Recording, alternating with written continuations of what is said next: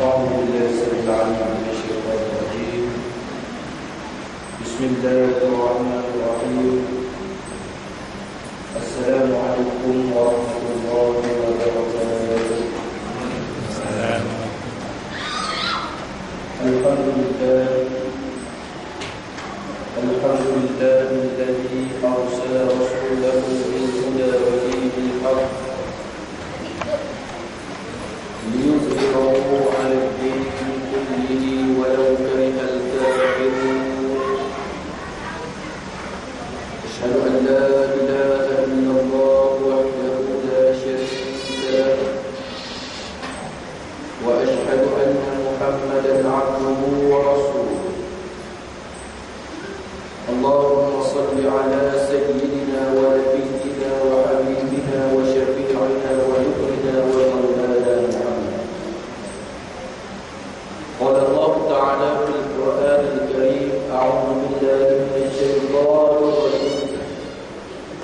إنا بلوناهم كما بلونا أصحاب الجنة إذ أقسموا ليصرمنها. صدق الله العظيم.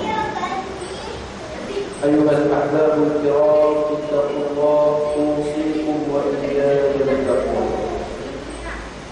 Muslimin muslimat, mukminin mukminat, ayah ibu yang saya kasihi sekalian, mudah-mudahan semua yang hadir sentiasa berada di bawah naungan pemeliharaan perbendaharaan daripada Allah Subhanahu wa taala, insyaallah. Baik, tuan-tuan dan ibu yang dirahmati Allah, insyaallah kesempatan malam ini kita nak cerita berkenaan baginda Nabi sallallahu alaihi wasallam. Dan cerita berkenaan dengan baginda Nabi sallallahu alaihi wasallam. Rasanya tuan mengenai daripada saya tuan, nanti kita tengokkan. Nama Muhammad Amin bin Zainal Al-Yamani. Kalau kita rajin bertengok dalam judul kuliah tu, asal dari mana tuan? Asal daripada mana orang? Daripada mana? Bangla. Mana? Penang. Tuan-tuan kat sini saya berhenti awal. Nah, betul tuan hari ni pada pagi kuliah subuh tadi dakwah hadis pun 5:30 petang, dakwah habis pun 9 pagi. Hari ni kata tuan, insya-Allah. Bila sebut kata Nabi sallallahu alaihi wasallam ni tuan-tuan, dia jadi satu tanda tanya dalam diri kita, sebab apa kita kena cinta Rasulullah sallallahu alaihi wasallam. Sebab apa kita kena sayang kepada Nabi sallallahu alaihi wasallam? Siapa ada jawapan bagi soalan ni? Kenapa kita kena cinta baginda Nabi sallallahu alaihi wasallam? Sebab apa itu? Sebab apa kena cinta Nabi sallallahu alaihi wasallam? Sebab apa kena kasih kepada Nabi sallallahu alaihi wasallam? Jawapan dia senang saja tuan-tuan. Kita kasih kepada makhluk yang bernama selain daripada Rasulullah sallallahu alaihi wasallam, Rasulullah kata tak dapat pahala. Tuan-tuan cinta isteri tuan-tuan, isteri kita tak boleh bagi apa-apa melainkan kalau dia orang tak ikut ajaran Islam, tudung tak pakai, anak dara tuan-tuan tudung tak pakai, binasa lagi tuan-tuan bila mati besok. Isteri cinta kepada suami, suami gagal memikul amanah tanggungjawab yang Allah bagi sebaik mungkin, tak ada apa-apa manfaat yang suami boleh bagi tuan-tuan melainkan dia heret kita dengan anak-anak semua masuk dalam neraka. Cinta yang hakikat selepas daripada cinta Jalla Jalaluhu wa Kamaluhu, kita mesti kena cinta kepada baginda Nabi sallallahu alaihi wasallam. Nah, kalau kita ambil satu hari Umar Al-Khattab dia jumpa Nabi sallallahu alaihi wasallam, dia punya nak bagi salam kat Rasulullah sampai sorok di belakang batu. Sampai sorok di belakang batu, bila Rasulullah sampai dia lompat dekat Nabi sallallahu alaihi wasallam. Dia harap dia boleh jadi orang yang terlebih dahulu bagi salam kepada Nabi. Rupa-rupanya dia tak jadi orang yang terlebih dahulu memberi salam, melainkan Rasulullah juga orang yang terlebih dahulu bagi salam kepada Nabi. Jadi bila mana keadaan tadi, dia kata kepada Rasulullah, aku nak bagi tahu kepada kamu ya Rasulullah, pertama sekali aku cinta diri aku, ya Rasulullah.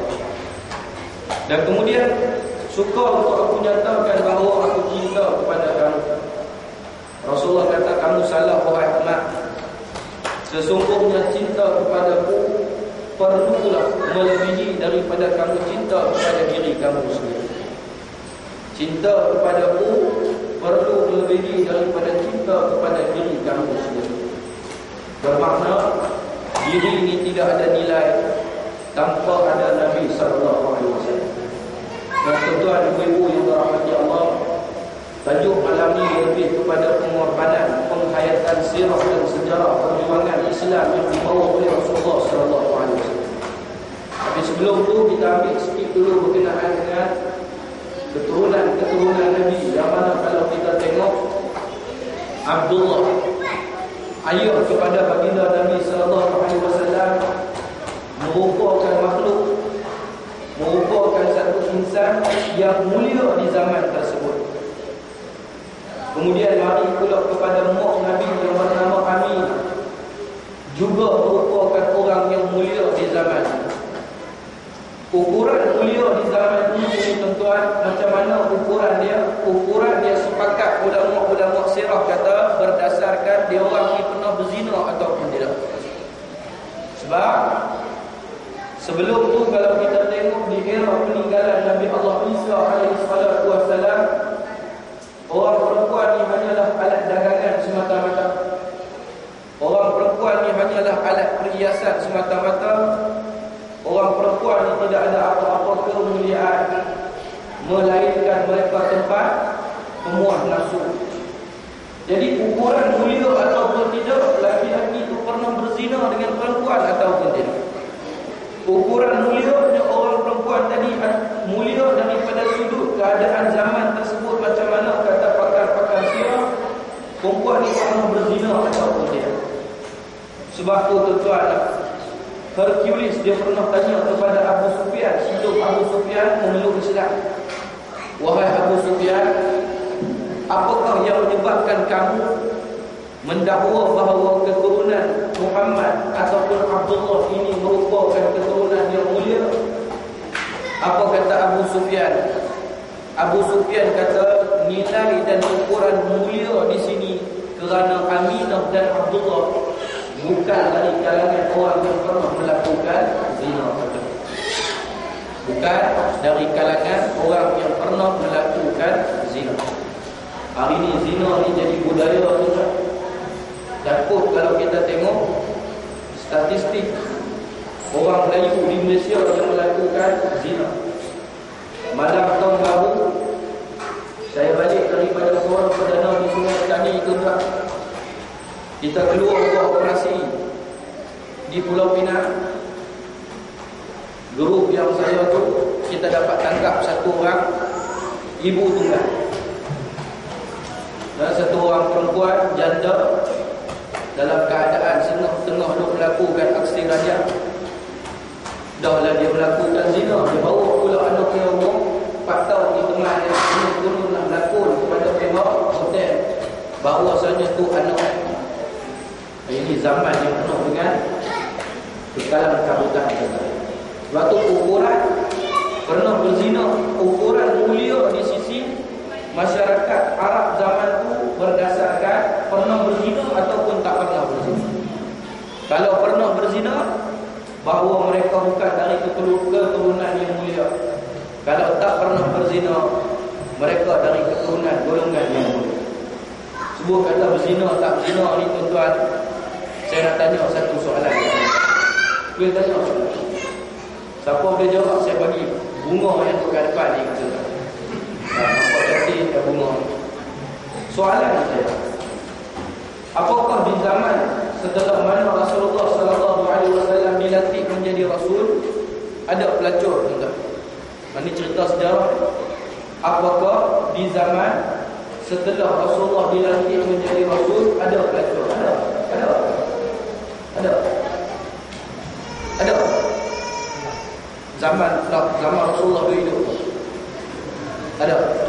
Siapa tahu nama pelacur di zaman Rasulullah SAW? Ada orang tahu? Zaman Rasulullah ni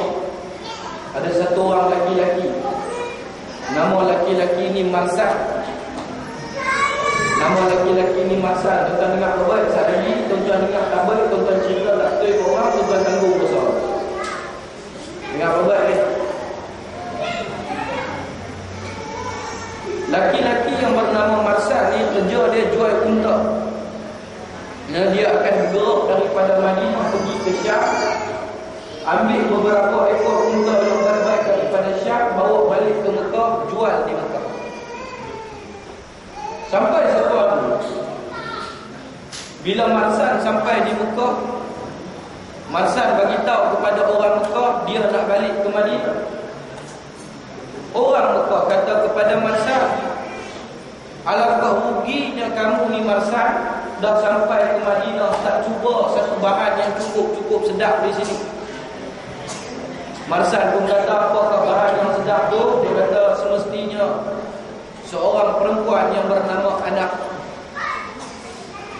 Dengar nama ni, apa yang berlaku?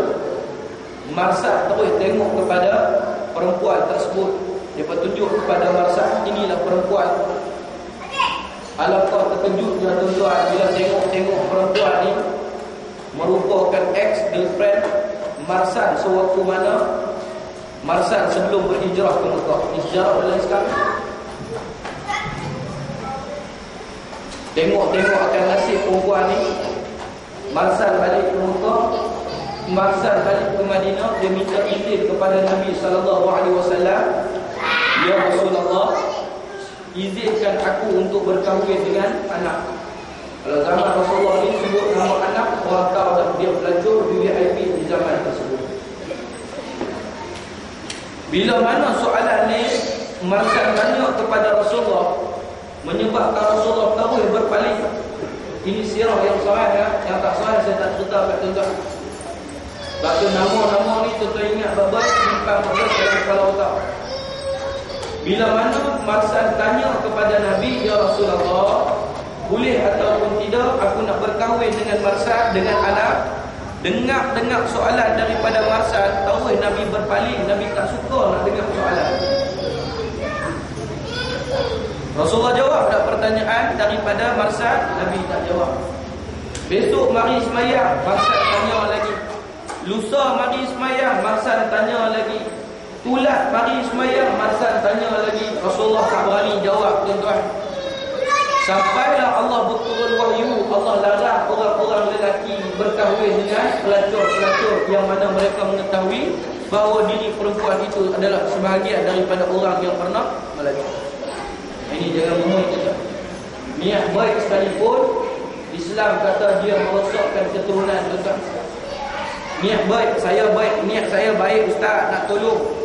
Dah, kalau boleh cari yang lebih baik tu yang Rasulullah abang.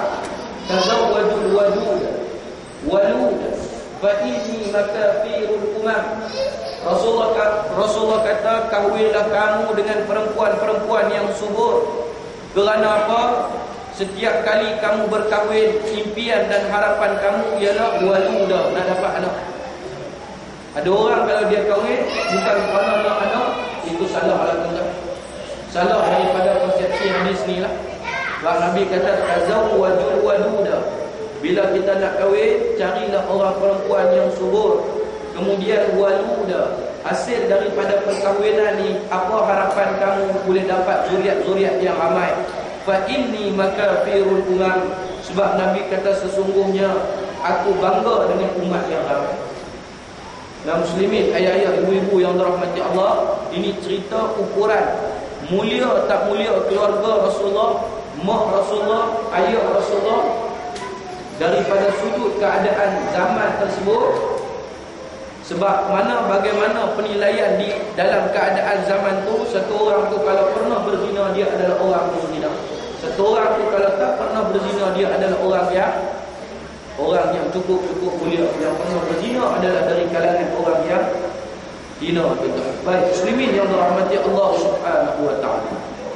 Lalu kita tengok apa yang berlaku sampailah usia remaja dan bapa Nabi SAW yang bernama Abdullah. Datuk Rasulullah nama apa tuan-tuan? Nama Datuk Rasulullah yang ni tuan-tuan kena betul ya. Datuk Rasulullah bukan nama Abdul Muttalib. Nama gelaran Datuk Nabi Abdul Muttalib. Nama sebenar dia ialah Syaibah. Bila ditanya kenapa datuk kamu diletakkan dengan nama Syaibah, kerana kata Rasulullah, Syaibah dilahirkan dalam keadaan mempunyai ubat di kepala. Faham tak? Ini sirah. Sebab tu nak belajar sirah, nak dengar sirah, jangan dengar daripada kalangan yang mari saja musim-musim Maulidur Rasul dia main cerita apa yang duduk dalam kepala dia tak mau buka semok kita. Kita mengaji, kita nak jadi orang yang baik, bukan kita mengaji, kita nak jadi orang yang tak baik. Datuk Rasulullah nama Syaibah. Gelaran dia Abdul Muttalib. Bila mana Abdul Muttalib nak dapat zuriat yang akan datang, zaman tu tak boleh tahu lelaki ataupun perempuan. Lalu Abdul Muttalib bernazar, kerana dia dah ada 9 orang anak lelaki. Andai kata anak yang lahir ini juga anak yang andai kata anak yang 10 ni lahir merupakan anak lelaki, nescaya aku akan sembelih salah seorang daripada anak-anak. Saudara, faham tak? Datuk Rasulullah dah ada 9 orang anak lelaki-lelaki. Dalam keadaan isteri dia sedang mengandung seorang lagi kandungan di dalam perut dia. Tak tahu kandungan ni yang nak lahir laki-laki atau perempuan. Jadi dia bernazar kerana dia nak anak perempuan. Andai kata kanak-kanak yang lahir ni lelaki, akan aku sembelih salah seorang daripada anak lelaki aku. Bukan nak sembelih yang lahir tu, salah seorang daripada anak lelaki. Tengok-tengok yang ke-10 ni lahir-lahir lelaki perempuan. Lelaki juga tuan-tuan. Syaibah kena tunaikan hajat, wasiat, nazar. Sampailah dia pergi jumpa seorang pendeta di zaman tu, dia cerita tentang nazar dia. Pendeta tu bagi tahu kata, kalau begitu ambillah buah dadu tu balik, kamu tengoklah kena kepada nombor berapa anak tu yang kamu kena sembelih. Tuan-tuan jangan fikirlah buah dadu asalnya 6 ya ustaz, yang ni 10 macam mana? Wallahu a'lam dah yang tu. Nah yang tu wallahu a'lam. Apa yang sirah cerita, apa yang saya belajar, saya kongsi dengan tuan-tuan. Pokok ada orang lebih tahu pada saya, tolong betulkan saya ustaz, kamu tak betul. Saya suka tuan-tuan. Kemudian setiap kali bila balik saja dadu tu kena kepada ayah Rasulullah, iaitu Abdullah. Dia rasa kesian kepada Abdullah. Dia tanya pendeta tadi, macam mana nak buat? Aku tak berhajat nak sembelih anak ni.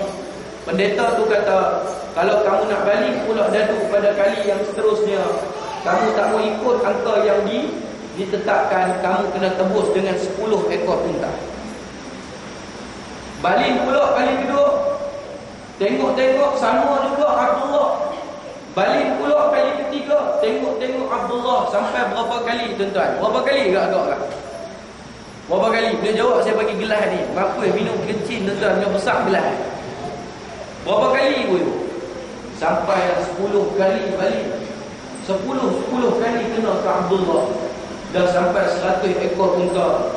Last kali Abdullah, last kali Syaibah batalkan niat dia. Dia tebus 100 ekor unta tadi. Sebab tu Rasulullah riwayat sepotong hadis, Nabi kata apa? Aku adalah anak kepada 2 orang sembelihan. Faham tak? Ni cerita kata kelahiran Nabi ni dulu. Nabi kata apa? Aku adalah anak kepada 2 orang sembelihan. Sembelihan yang pertama siapa abang? Ingat lagi? Syaibah. Sembelihan yang pertama iaitu bapa Rasulullah yang bernama Abdullah. Sembelihan yang kedua iaitu Nabi Allah Ismail alaihi salatu wassalam. Nasab keturunan Rasulullah datang daripada nasab Nabi Allah Ismail alaihi salatu wassalam. Boleh faham kisah setakat ni tuan-tuan? Baik muslimin mukminin, ayah-ayah, ibu-ibu yang dirahmati dan diberkati Allah Subhanahu wa taala. Baik. Bila sebut kata Rasulullah ni Nabi berasal daripada keturunan Arab tuan-tuan. Semua orang tahu Rasulullah berasal daripada keturunan Arab. Mengikut sirah, Arab ni dia ada 3 suku kaum. Arab ni dia ada 3 suku kaum. Yang pertama, mereka dinamakan sebagai Arab Baydah. Yang pertama, mereka ini dinamakan sebagai Arab Baydah, keturunan. Macam orang Melayu pun dia ada macam-macam. Melayu nak Jawa, tak Jawa ada kan? Melayu nak Jawa, tak Jawa ada. Tak apalah, mereka orang lagu tu lah. Tuan-tuan tengok, oh dia ni kulit macam langsat, dia ni kulit nak macam kelat yang kita tengok dia bilang.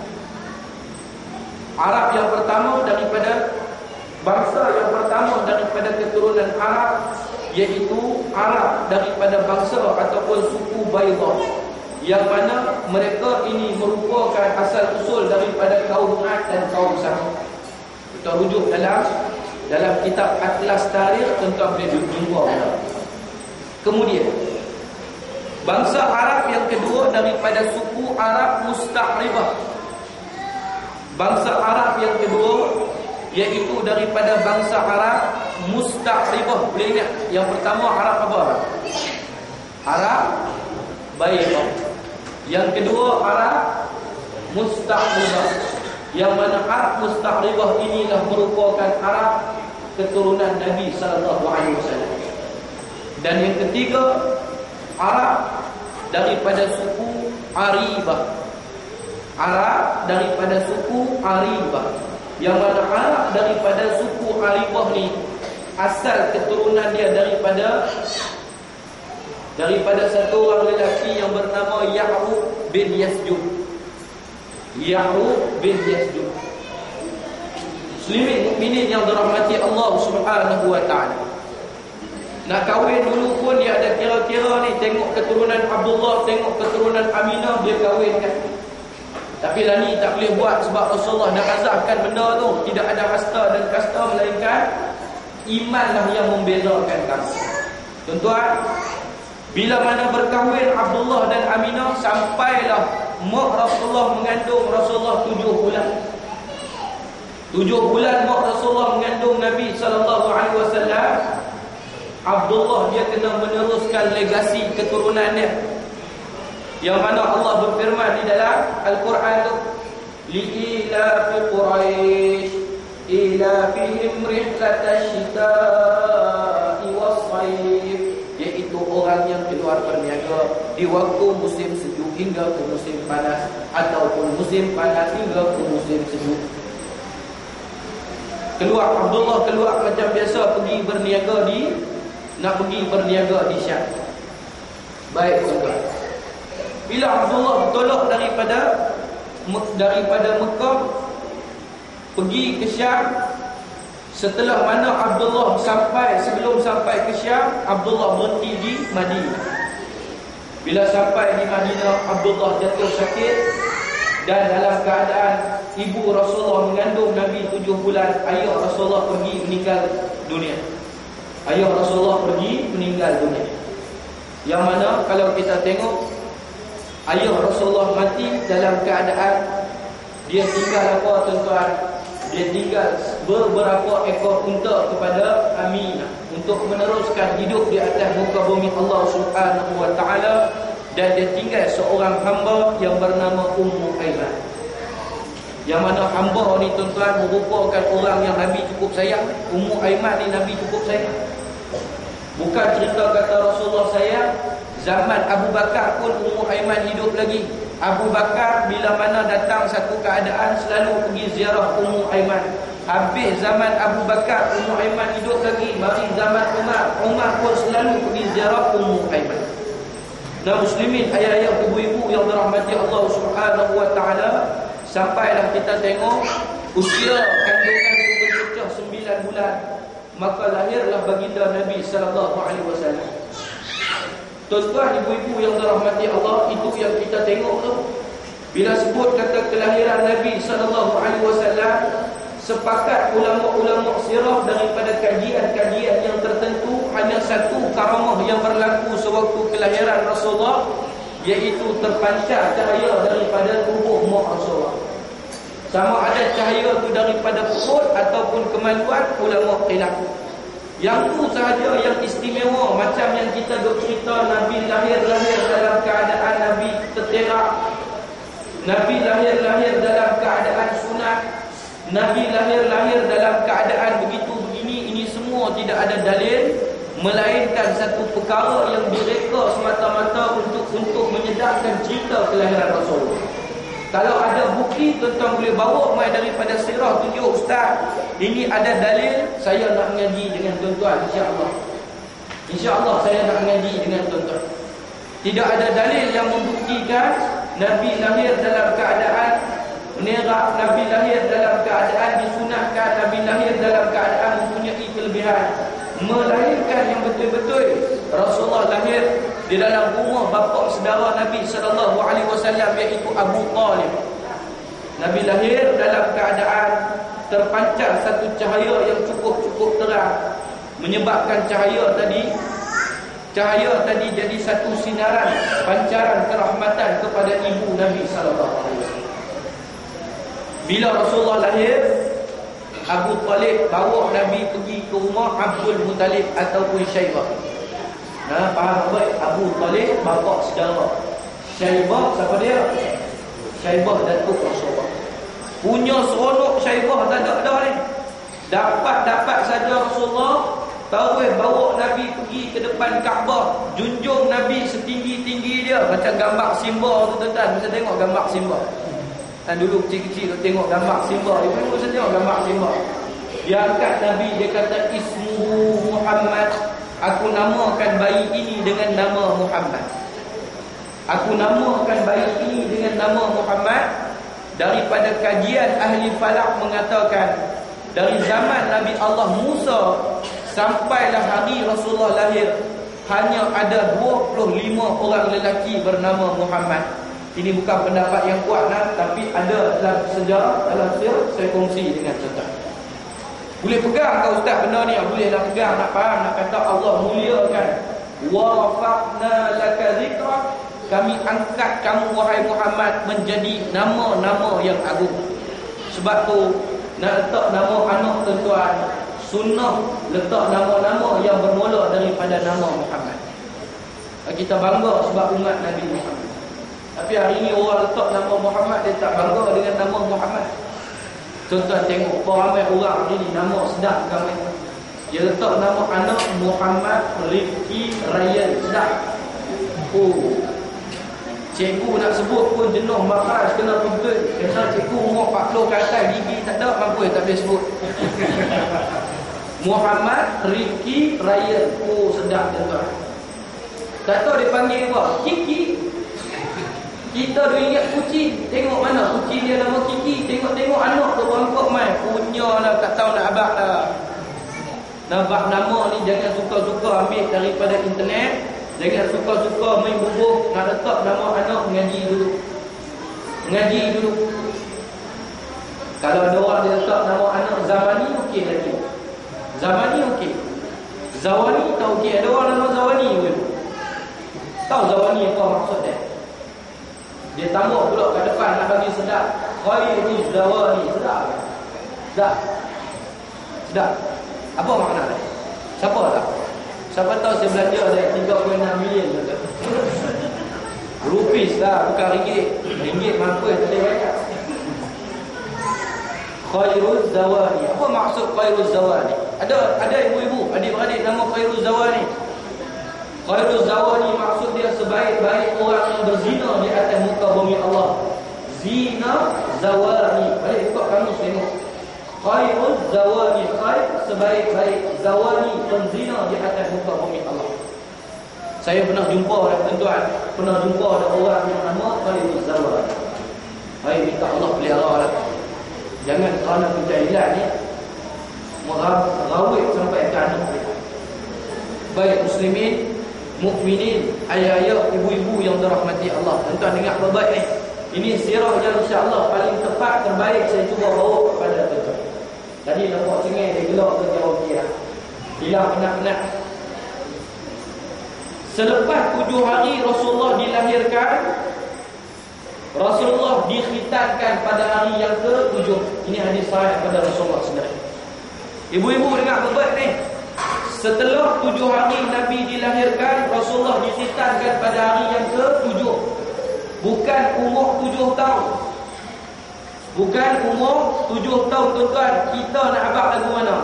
Satu yang macam-macam kopi ditelan, kopi panggung, kopi masa, kopi semua nak bagi power. Dah tak power, tak mau ikut sunnah Nabi.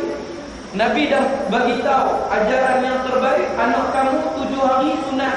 Kemaluan dia pun besar elok, kemaluan dia pun sihat elok. Ini 7 tahun tersentot masuk ke dalam tuan-tuan. Tu yang duk kena beli pam, tarik keluar balik. Islam ajar.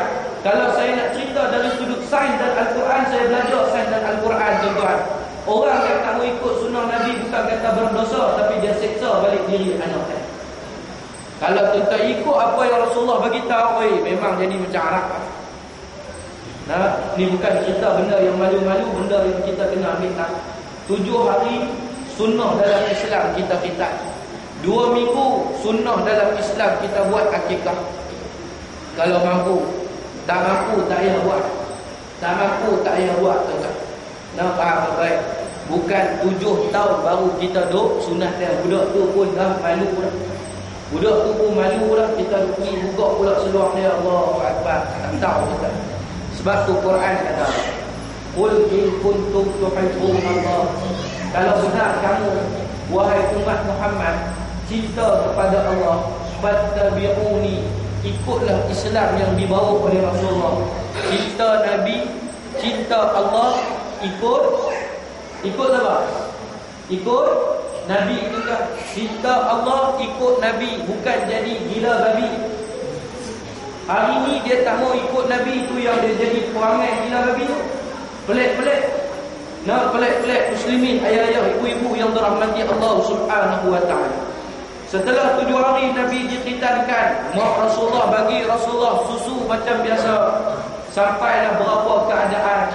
Nampak gayanya susu tu tuan-tuan, dia tak berapa nak jadi kan. Dia tak berapa nak jadi. Tuan-tuan, kalau hari ni kita dapat anak, isteri tak ada susu, nak buat lagu mana bagi ada susu? Nak buat lagu mana? Pergi kedai seng-seng, beli longan kering. Tahu longan kering, balik ambil 2 camca gula merah. Tahu 2 camca atau camca? Sudu. Gula merah. Nah, ambil 1 periuk kecil, masak dua-dua tu tuan-tuan, bagi bini minum. Sekejap lagi susu keluar cerah-cerah. Tapi kalau tak perah pula, sekejap lagi dia jadi bengkak pula benda. Nah, baik. Bila mak Rasulullah tak boleh nak susukan, dia bagi Rasulullah sallallahu alaihi wasallam kepada satu orang perempuan yang bernama Suwaibah. Suwaibah ni siapa dia? Hamba kepada Abu Lahab. Yang mana Suwaibah ini juga merupakan ibu susuan kepada bapa saudara Rasulullah yang bernama Sayyidina Hamzah. Tuan-tuan dengan mamai ni merupakan bapa saudara Nabi sallallahu, merupakan ibu susuan kepada bapa saudara Rasulullah yang bernama Sayyidina Hamzah. Nama kata bapa saudara tuan-tuan, tapi beza umur tak banyak di antara Sayyidina Hamzah dengan Nabi sallallahu alaihi wasallam. Sebab tu bila Rasulullah disuruh kahwin dengan anak Sayyidina Hamzah, Nabi kata mana boleh kahwin. Sayyidina Hamzah ni seibu susu dengan muslimin, ayah-ayah, ibu-ibu yang dirahmati Allah Subhanahu wa taala. Kemudian bila Suwaibah susukan Nabi, Suwaibah pun pergi hantar balik ke mak Rasulullah. Habis hantar Nabi kepada mak dia. Kemudian mak Rasulullah sallallahu alaihi wasallam susu sat ada sat tak ada. Macam biasa adat orang-orang kampung Arab, setiap satu purnama dia orang akan keluar dari kampung halaman cari budak-budak untuk disusukan. Dalam pada ramai-ramai yang keluar ni, pakat-pakat berebut ambil anak-anak orang Arab ni, pakat-pakat ambil anak-anak orang Quraisy. Melainkan Rasulullah tak ada orang ambil, sebab Nabi tidak mempunyai ayah. Bagaimana nak dapat upah menyusu sedangkan Rasulullah tidak mempunyai ayah? Orang yang paling lambat dalam rombongan tu nama dia Khadijah. Nama dia apa? Nama dia Halimah. Halimatul. Yang ni pun kena betul tu kan. Sa'diyah nama keturunan Halimah. Halimah binti Abi Zuhaib. Halimah bukan binti Sa'diyah. Sa'diyah nama keturunan dia. Kadang orang dia confuse. Halimatun binti Sa'diyah, Halimatun binti Abi Zu'aib. Halimatun binti Abi Zu'aib, nama keturunan dia Sa'diyah. Boleh ingat? Nama datuk Rasulullah apa dia? Nama dia apa? Syaibah. Nama ayah kepada Halimah apa dia? Abi Zu'aib. Yang mana Halimatun Sa'diyah ataupun Halimah binti Abi Zu'aib merupakan orang yang paling akhir sekali tuan-tuan, sampai dia pun tengok tak ada orang lain melainkan Rasulullah. Dia tak ambil lagi, melainkan dia nak pergi tawaf dulu di depan Kaabah. Dulu tuan-tuan nak tawaf depan Kaabah daripada dulu lagi. Sama ada pakai baju warna putih. Kalau tak ada baju warna putih, kena tawaf dalam keadaan telanjang. Nak tawaf dalam keadaan pakai baju warna putih. Kalau tak ada baju warna putih, tawaf dalam keadaan telanjang. Orang semua pakai dapat anak tu balik dah. Halimatun binti Abi Zu'aib tengok Rasulullah, dia pun ambil tuan-tuan, ambil Nabi SAW. Lalu kita tengoklah bermula kisah bagaimana kehidupan Rasulullah SAW disusu oleh Halimatun binti Abi Zu'aib. Yang mana Rasulullah disusu oleh Halimatun binti Abi Zu'aib dan duduk bersama dengan Halimatun binti Abi Zu'aib hampir usia Nabi 4 tahun. Sampailah peristiwa besar yang pertama berlaku ni, nak abang. Muhammad sentiasa menjadi kenangan idola dalam kehidupanku. Sebab apa tuan-tuan? Sebab bila usia Nabi 4 tahun, Rasulullah nak dapat Islam, nak bawa Islam mai kepada kita. Satu hari sewaktu Nabi sedang main dengan kanak-kanak lain, datang malaikat Jibril. Malaikat Jibril ambil Rasulullah, belah dada Nabi SAW. Inilah peristiwa besar yang pertama berlaku kepada baginda Nabi SAW. Faham tak? Nak bawa Islam kena cuci dulu hati. Sebab tu orang Islam ni, dia kena hati sentiasa bersih. Faham ibu-ibu? Orang Islam ni kalau nak khusyuk dalam sembahyang, kalau nak dekat dengan Allah, hati kena sentiasa bersih. Zaman sekarang ni tuan-tuan, zaman kita tengok di mana-mana saja masalah yang dihadapi oleh umat Islam, gangguan daripada makhluk halus. Oi, banyaklah ni tuan-tuan. Banyaklah ni, kena rasuklah, sakalah, dalam rumah ada jin lah, itu ini dan sebagainya. Sebab apa setan ataupun jin dia suka ganggu manusia? Senang saja Nabi abang. Kerana manusia pada zaman tu dia bodoh tentang ilmu makrifat Allah Ta'ala. Sebab apa dia bodoh tentang ilmu makrifat Allah? Sebab dia tidak mempunyai hati yang bersih.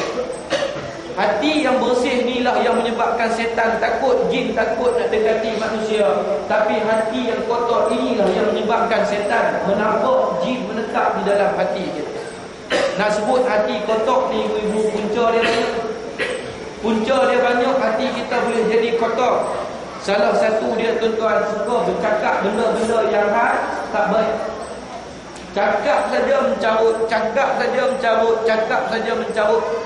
Ini menyebabkan hati kita jadi benar. Punca hati kita jadi benar tuan-tuan, bila mata kita tak jaga, semua kita boleh tengok benda yang Islam larang, benda yang Islam haram pun kita tengok. Sebab tu tuan-tuan, nasihatlah bertubi-tubi tara mana pun tak akan sampai ke hati. Masalah saya ustaz, anak saya tak besar mana pun lagi, baru 7 tahun, tapi lah ketegak tak mampu tahu ketegak tuan-tuan. Allah, dia kata budak ni ustaz, habis masjid saya pusing dah ambil ayat kolam. Pi suruh ustaz tu jampi, ustaz ni jampi, bukan kata ayat kolam, ayat longkang pun saya dah bagi minum dah. Tak jadi orang juga, jadi orang sopa tu juga ustaz. Sebab apa jadi lagu tu tuan-tuan? Sebab hati anak-anak kita kotor. Sebab apa hati anak-anak kita kotor? Sebab mak ayah tidak ada ilmu pengetahuan. Zaman lah ni, benda yang dia kena ambil tahu, dia tak ambil tahu. Mana ada orang tuan-tuan zaman lah ni, dalam bab nak potong rambut pun dia jaga, ada tuan-tuan jaga. Nak potong rambut pergi suruh India tu pun baru yang aneh. Aneh macam apa? Bila kedai aneh boleh tarik segmen, baru yang MGR dan segmen dia bilang potong rambut India yang potong. Tuan-tuan, Ayak soya kedara ayak soya apik, mi kedara mi orang bukan Islam, topor kedara topor orang bukan Islam. Sehingga Rasulullah kata, qaswatul lil qalbi wa inna ab'adan nasi minallahi qalbul qasi. Benar ni jaga baik tuan-tuan. Tuan-tuan, orang yang sentiasa suci kerana tuan-tuan mandi wajib, orang yang tak mandi wajib, walaupun dia bersama dengan isteri, dia pijak saja turun daripada rumah kalau tak ada ayak tulai lah. Tak ada ayak tulai. Ni ayak ada di rumah saja, tak mau mandi wajib. Dia kata suka hati saya, ustaz tak masuk lagi waktu zuhur, pijak saja atas tanah ni, Allah laknat dia tuan-tuan. Orang yang tak mandi wajib ni, tuan-tuan pergi suar kepala yang tuan-tuan sujud ni pegang boleh fikir macam mana punya kotor dia. Macam mana punya najis yang kotor duk ada di tangan dia orang ni, tuan-tuan berani pula makan ayat-ayat tangan depa. Kadang dia tak kisah dah. Permis tu ada satu cop halal, ada saja satu cop halal, dia tak tengok dah tukang masak tu Islam ke Cina ke, dia pergi makan. Yang ni banyak tuan-tuan hari ni. Kalau di Pulau Pinang, saya sendiri tertanya-tanya apa perkara yang menyebabkan pihak JAKIM boleh luluskan halal kepada permis-permis yang orang uruskan dia masak tu orang bukan Islam. Sedangkan Rasulullah kata makan air tangan orang bukan Islam itu menyebabkan hati kamu jadi hitam. Hari ni punca susah sangat nasihat nak masuk. Balik tengok, aku ni potong rambut orang Islam ke orang bukan Islam. Balik tengok, aku ni bila nak beli satu-satu benda, Islam punya benda atau bukan Islam. Pasal benda makanan ni lah yang mempengaruhi di segala-galanya. Bila mana usia Nabi SAW 4 tahun, dada Rasulullah dibelah, menyebabkan Halimatun binti Abi Zu'aib dia takut sangat tuan-tuan. Dia lari balik ke Madinah, dia lari balik ke Mekah, dia hantar Nabi kepada mak Rasulullah SAW. Sampai umur Rasulullah 6 tahun, mak Rasulullah ajak baginda Nabi SAW ditemani Ummu Aiman, iaitu hamba yang ditinggalkan oleh ayah Rasulullah, nak pergi ke Madinah menziarahi makam ayah Rasulullah SAW. Pergi duduk di Madinah selama sebulan, tengok kubur arwah jenazah Rasul ayah Nabi SAW. Pula dalam perjalanan nak balik sampai di Yathrib, mak Nabi jatuh mati di sana tuan-tuan. Mak Rasulullah meninggal di sana, menyebabkan Rasulullah jadi anak yatim piatu. Yang ni pun orang confuse kadang-kadang. Yatim ni ibu-ibu, piatu ni syarat dia belum balik. Tahu balik? Belum balik. Dah balik bukan yatim piatu lagi dah. Mai 10 Muharram duk pisah kepala budak tu. Hak tu yang hak kita tengok kepala anak tahu orang pun dia sapun. Mak, kamu nak ke mana tu? Saya nak pergi tengok makwa saya lah, abah. Kenapa? Dia kan anak yatim piatu. Dah balik bukan yatim piatu tuan-tuan. Syarat yatim piatu sebelum balik, faham tuan.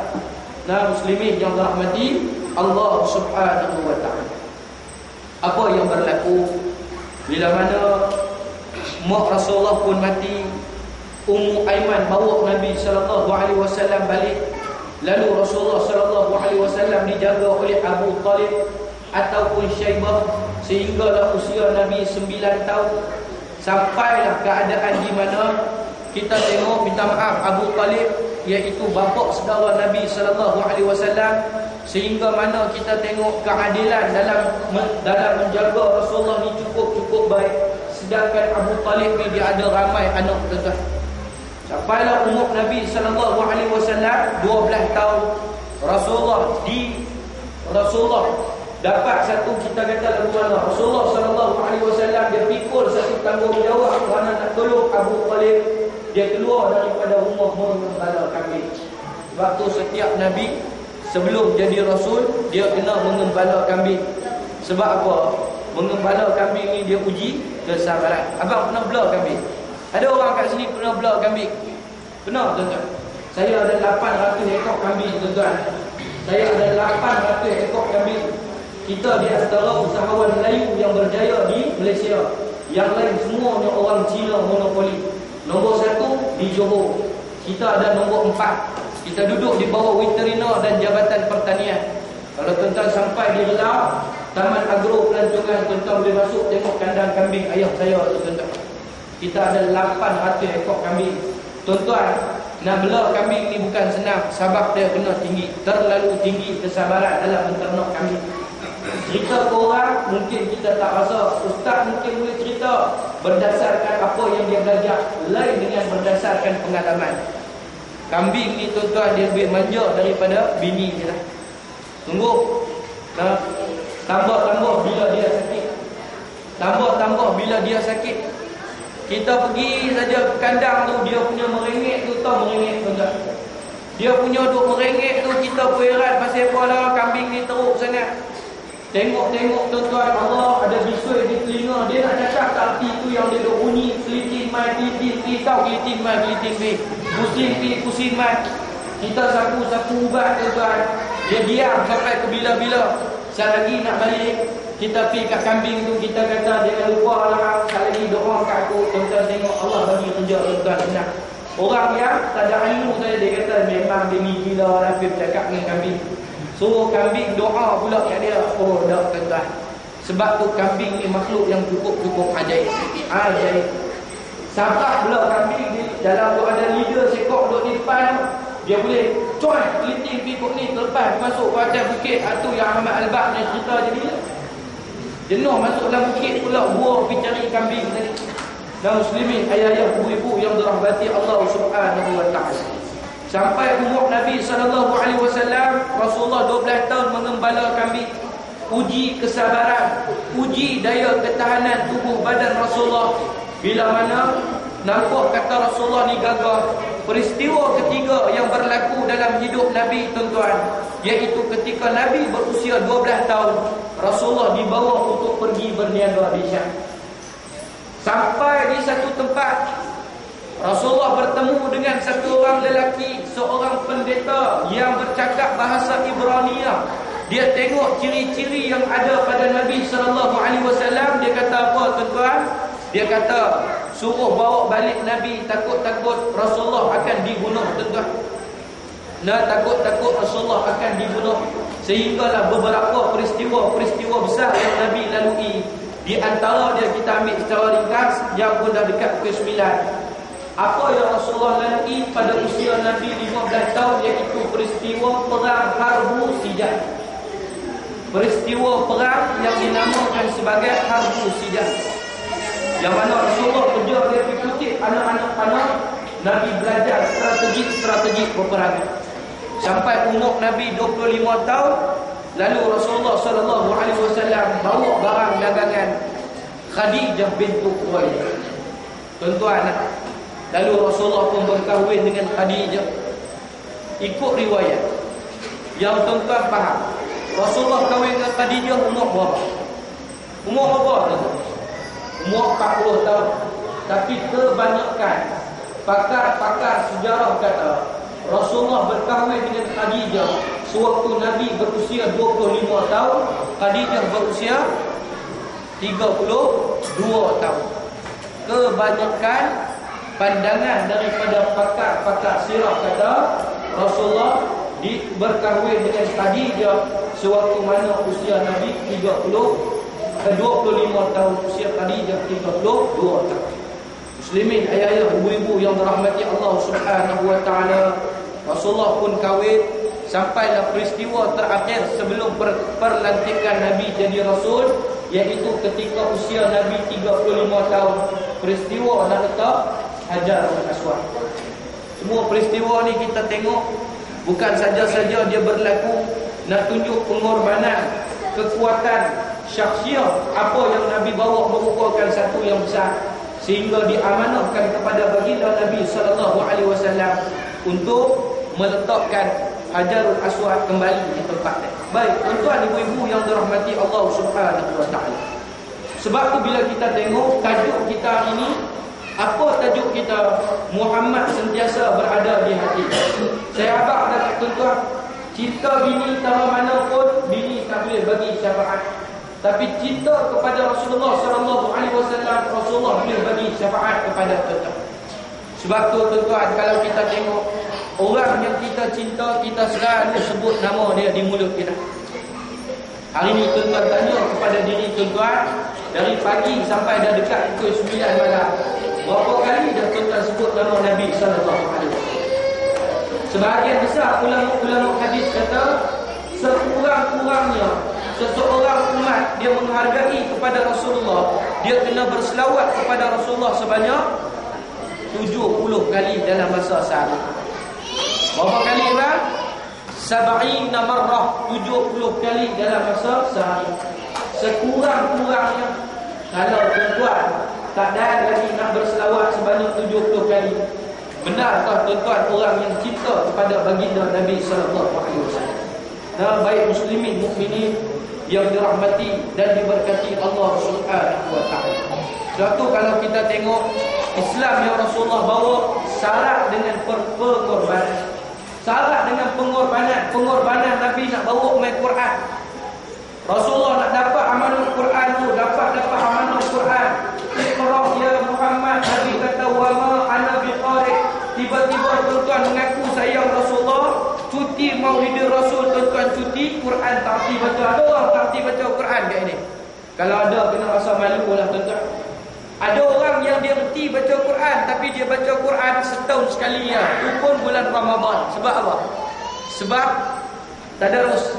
Habis tadarus dapat RM50 tu yang dia baca Quran. Tuan-tuan, orang yang tak baca Quran, orang ni dia jauh daripada rahmat Allah. Kita buka Quran kat dia tengok Quran, dia terkejut, kita pun terkejut. Kita kata pasal faham terkejut.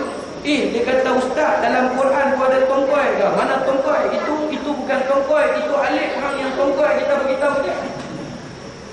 Dia tengok dia terkejut, kita pun terkejut. Pasal apa man? Dia kata, ustaz, dalam Quran tu ada mangkuk. Mana mangkuk? Itu sebelah tongkoi tu.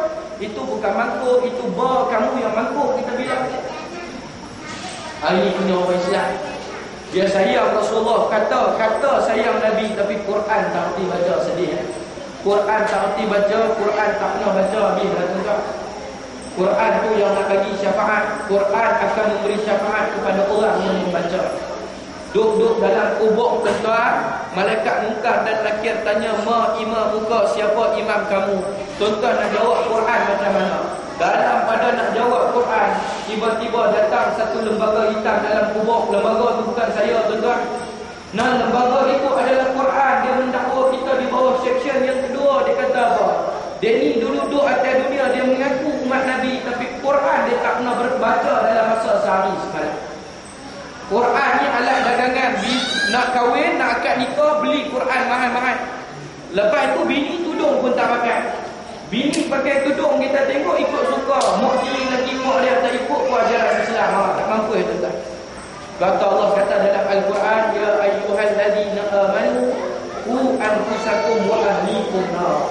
Hai orang-orang yang beriman, peliharalah diri kamu, ahli keluarga kamu daripada azab api neraka Allah Subhanahu wa taala. Muslimin mukminin yang dirahmati Allah Subhanahu wa taala. Kemudian kita tengok pengorbanan hijrah Rasulullah sendiri. Hijrah Rasulullah ni perit payah tuan-tuan. Nak selamatkan akidah, nak selamatkan Islam. Padahal Allah boleh saja bagi senang, tapi nak bagi tahu kita ini celik-celik mata Allah bagi ke Islam. Jadi jaga Islam tu baik, jangan memai dengan Islam. Betul dah Rasulullah kata apa? Akan datang di akhir zaman Islam tu wasayaudu kama bada'a ghariban, akan kembali asing. Fatuba lil ghuraba. Orang cerita tentang Islam, dia berasa pelik. Orang cerita tentang iman, dia berasa ganjil. Betul? Hari ni cerita kat ibu-ibu, makcik nak pakai tudung ikut Nabi, bukan ikut Wardina, bukan ikut Yuna, bukan ikut Pirana, segala benda dia pakai tudung hari ni tuan.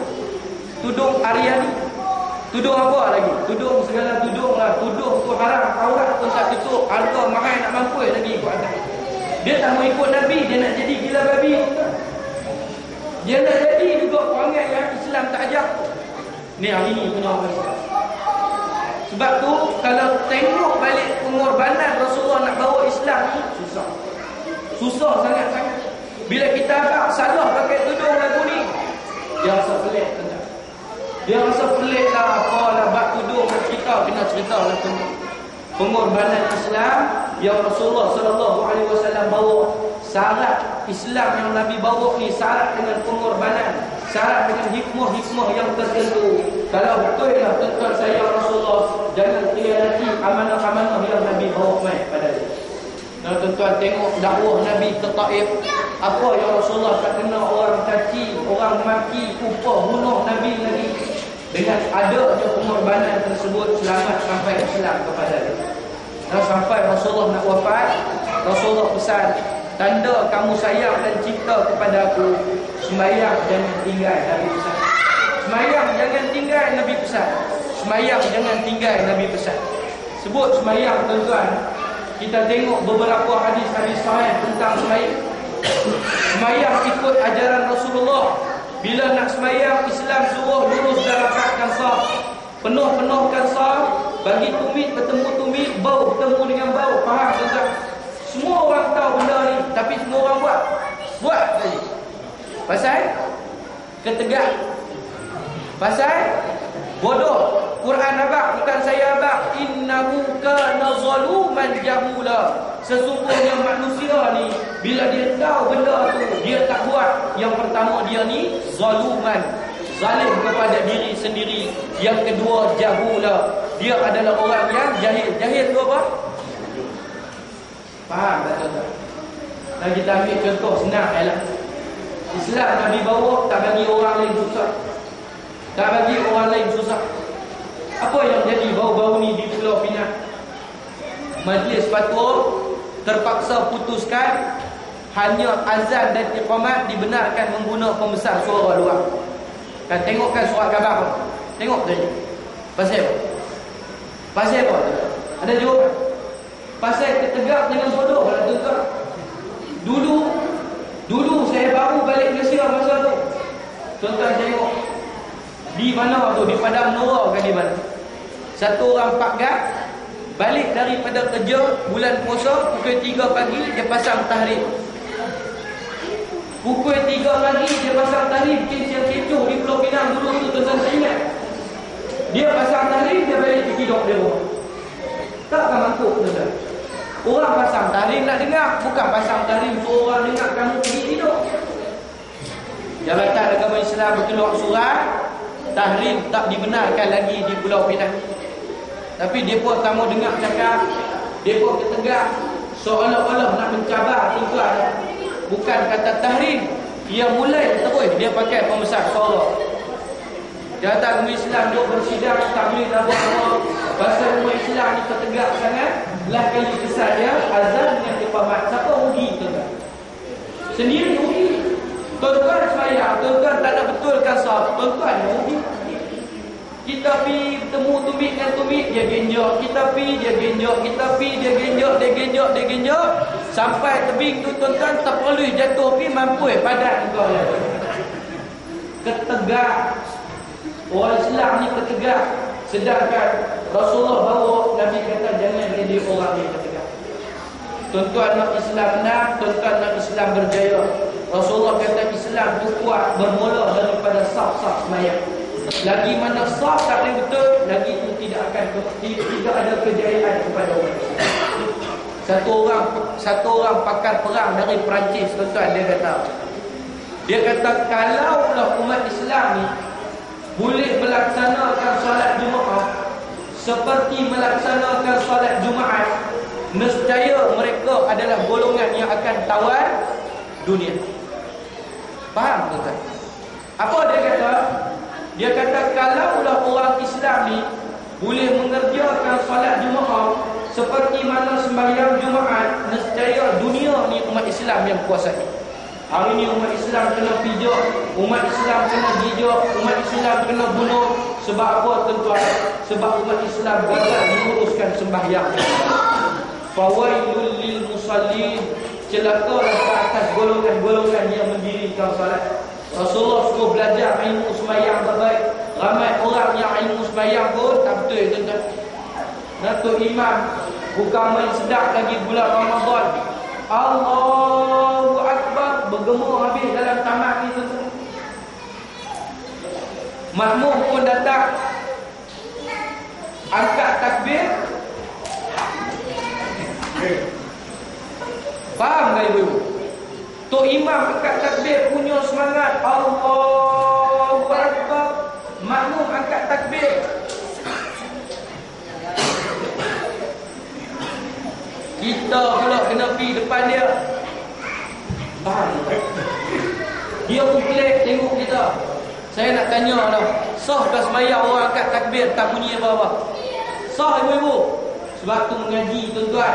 Sebab tu sembahyang doa lama ni, bukan doa tu dia jadi sifat, tapi doa tu dia jadi musibah. Orang yang sembahyang, nak sembahyang ni, angkat takbir bagi bunyi tuan-tuan. Allahu Akbar.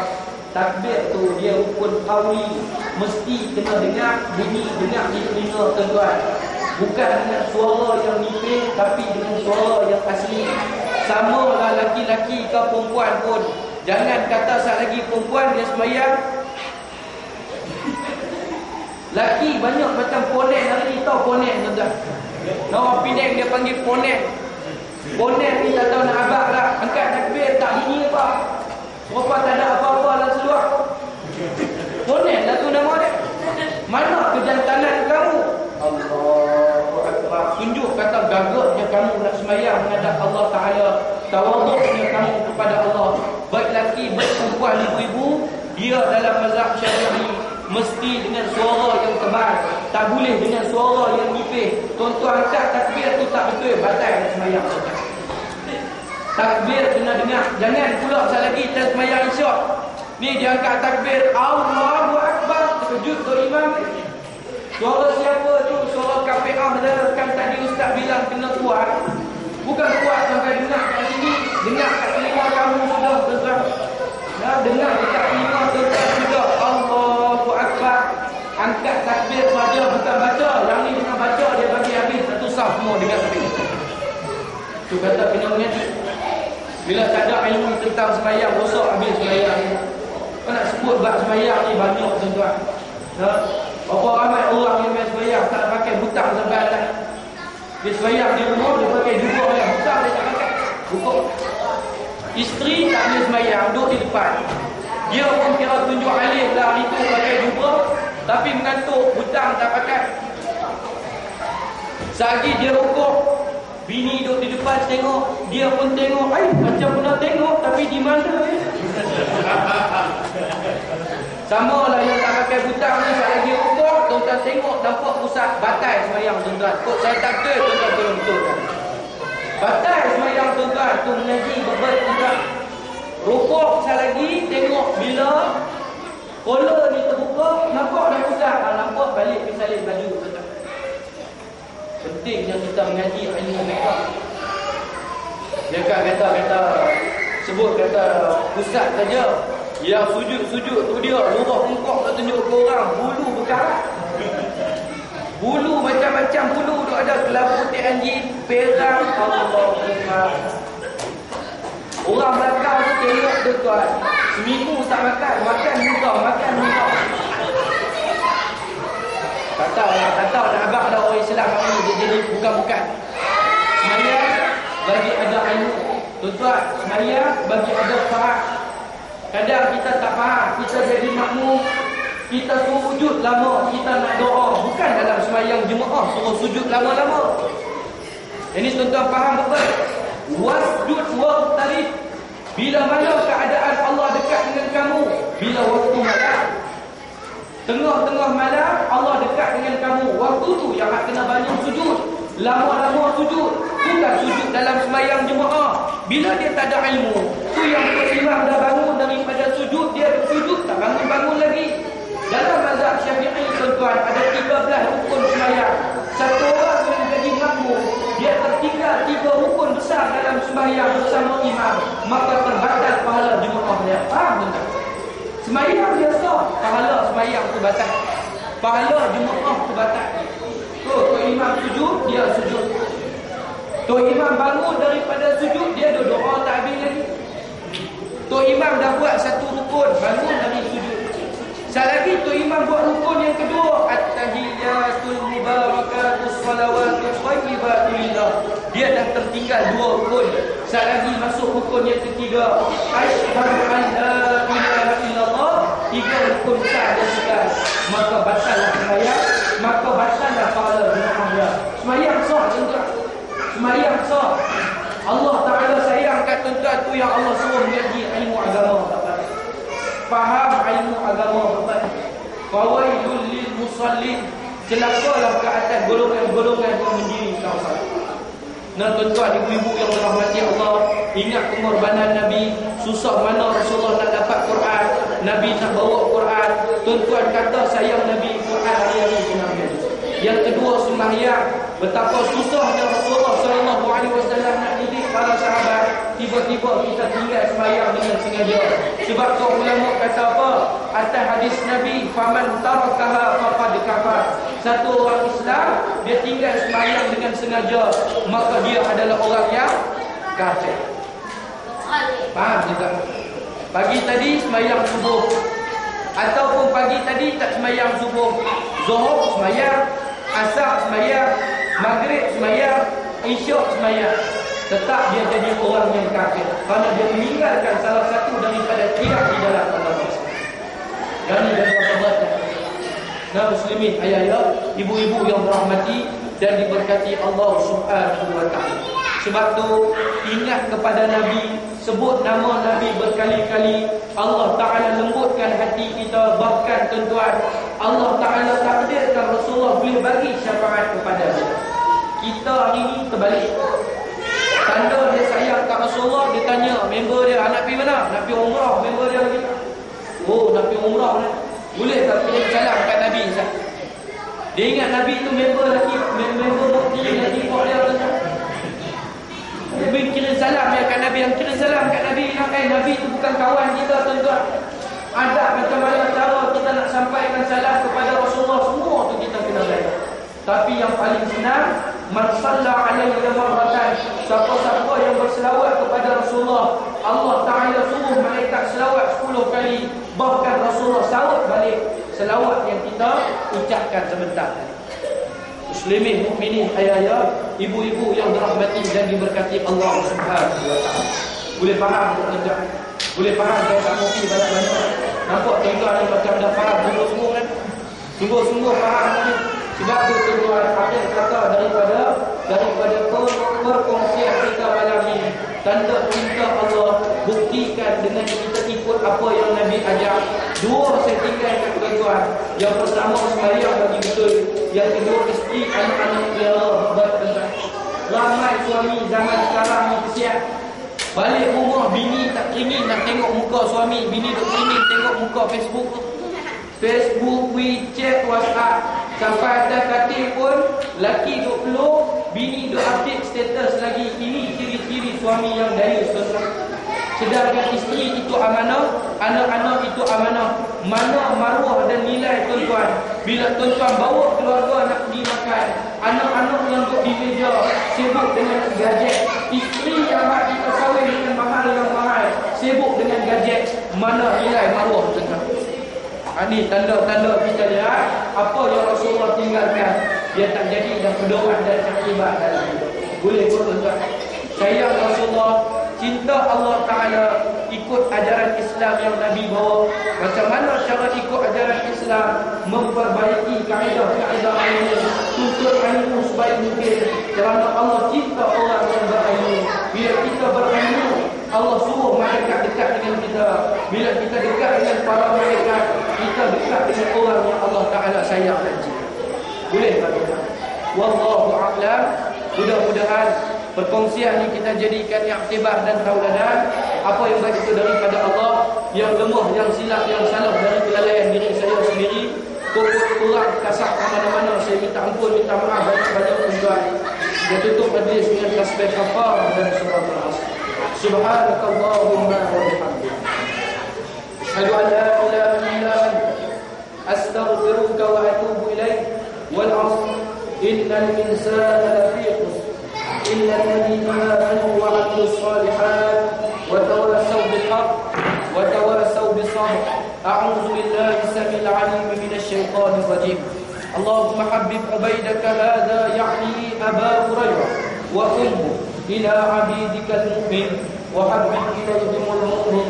آمين اللهم آمين. Walhamdulillahirabbil alamin. Wassalamu alaikum warahmatullahi wabarakatuh.